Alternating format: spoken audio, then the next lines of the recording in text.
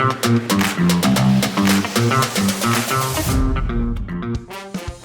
got a scenario to throw to both of you. Interested to see what your thoughts are. So, for instance, a risk metric is constantly green in this board pack that you receive in, but something still feels off. Maybe there's a lot of chatter. Maybe it doesn't reflect the incidents that are being raised or the external environment. What would you do to pinpoint what could be wrong with that? So I think this goes back to the question of, as a board member, you don't need to see everything in the board pack. You want to see those key pieces of information that will trigger a discussion. But if for some reason, such as the one you've just described, you don't feel like you're seeing quite enough, then you've obviously got the opportunity and, as part of your role, to go and ask for and see more. So I think if I felt that was the scenario that you just talked about, something that I was recognising, I'd want to get into a next level of detail to really understand, is this data robust? Are these KPIs robust? What is actually going into them? Who's checking them? And I'd also be quite, I think in terms of good practice, I think it's actually quite useful for someone to be accountable for those KPIs. So who do I talk to? Who's the person that is accountable for it?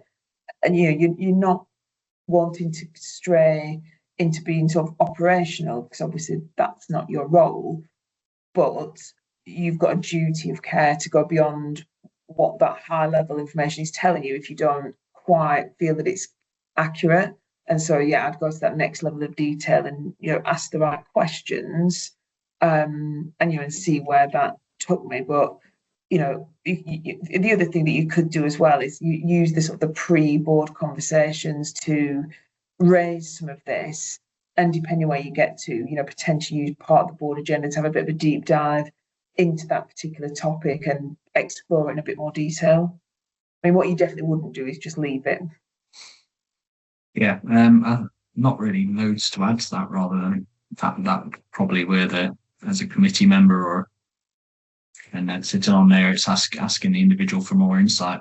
Should there be a supporting paper? Like if there's rumour and conversation that something's not quite right, it's quite you'd have hoped you wouldn't have sat on it for too long, and you might have asked the question sooner, in between committees or packs or anything like that. I think that's where it's important to have that relationship.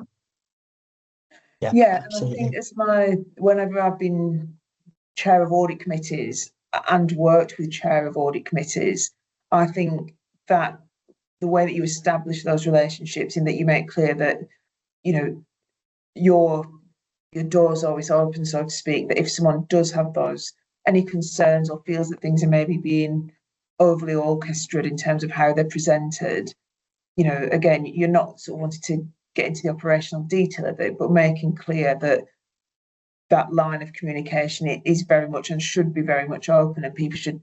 I remember one chair of audit committee saying to me, if I find something in the audit committee that's a surprise, or something that starts to worry me that is a surprise, you've not done your job properly, because you should have been on the phone to me just to make me aware, and then we can agree what to do next. So ever since working with that particular individual, I've always thought about that.